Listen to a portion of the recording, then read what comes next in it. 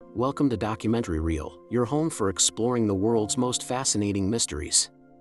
Today, we journey to a place shrouded in secrecy, a place where the modern world is not welcome. Imagine an island, untouched by time, where a tribe lives as their ancestors did thousands of years ago. This is North Sentinel Island, home to the Sentinelese, the most isolated people on the planet.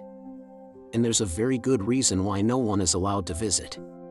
Intro sequence with dramatic music and quick cuts of aerial shots of the island, archival footage, and maps. Deep in the Bay of Bengal, part of India's Andaman Islands, lies a small, densely forested landmass called North Sentinel Island. From the air, it looks like a paradise, with pristine beaches and lush green jungle. But this paradise is fiercely guarded by its inhabitants, the Sentinelese. For tens of thousands of years, they have lived in complete isolation, rejecting all contact with the outside world. Their language is unknown, their customs a mystery, and their population is estimated to be anywhere from a few dozen to a few hundred. They are one of the last uncontacted peoples on Earth, a living link to a distant, prehistoric past. The world was starkly reminded of this isolation in November 2018, with the tragic story of John Allen Chau. He was a 26-year-old American adventurer and missionary who became obsessed with the idea of reaching the Sentinelese. Believing he was on a divine mission, he illegally paid local fishermen to take him near the island shores. His goal was to introduce his faith to the tribe, despite knowing the immense risks involved.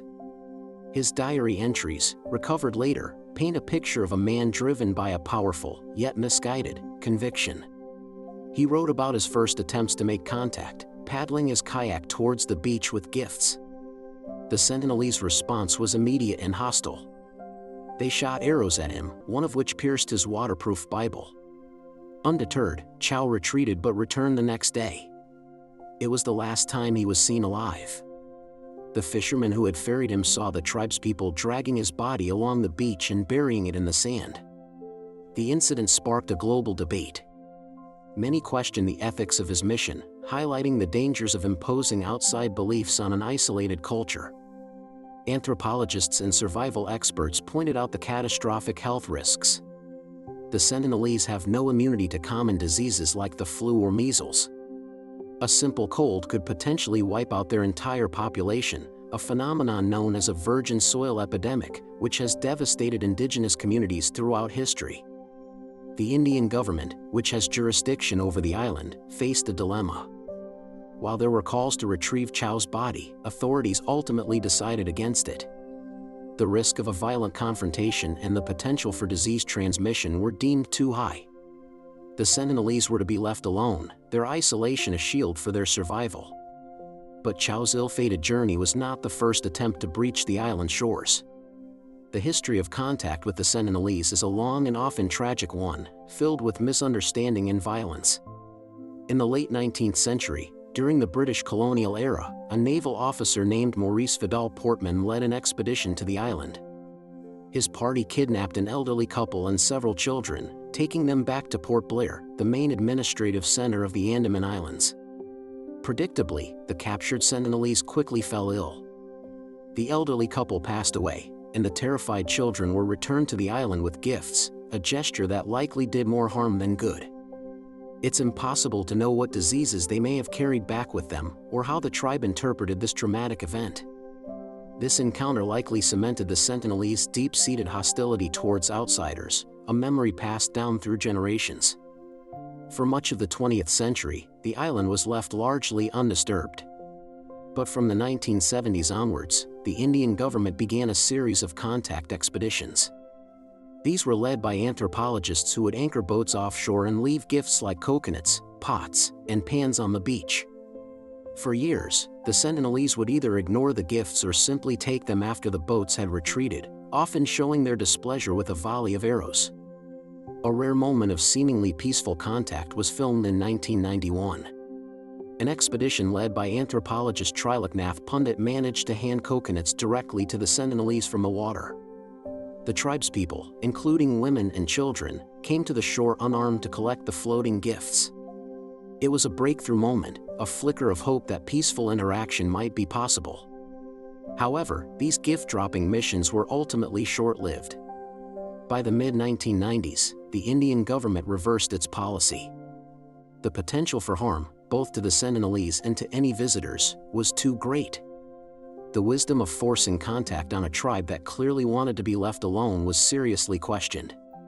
The finality of this decision was demonstrated after the devastating 2004 Indian Ocean tsunami. The world worried about the fate of the Sentinelese. An Indian Coast Guard helicopter was sent to fly over the island and check for signs of life.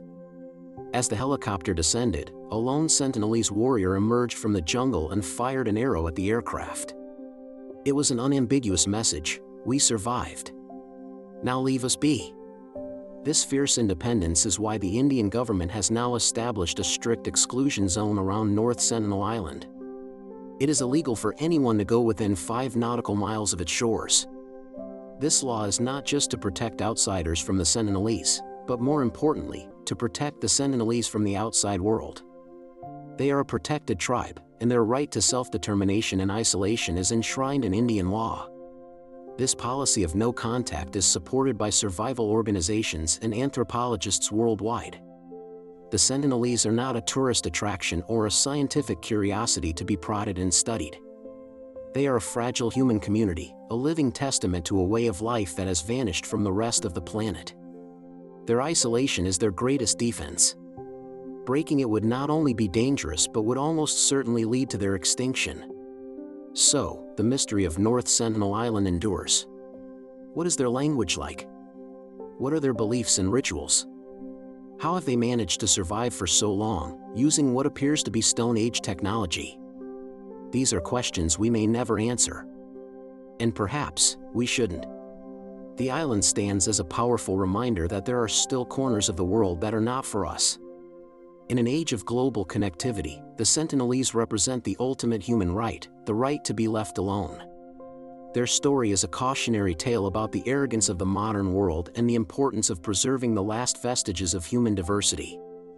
The arrow fired at the helicopter was not just an act of defiance, it was a plea. A plea to be allowed to exist, on their own terms, in the home they have known for millennia. The world has finally, it seems, decided to listen. Thank you for joining us on this journey to North Sentinel Island. If you found this story compelling, please consider subscribing to Documentary Reel for more deep dives into the world's most incredible stories. We'll see you in the next one.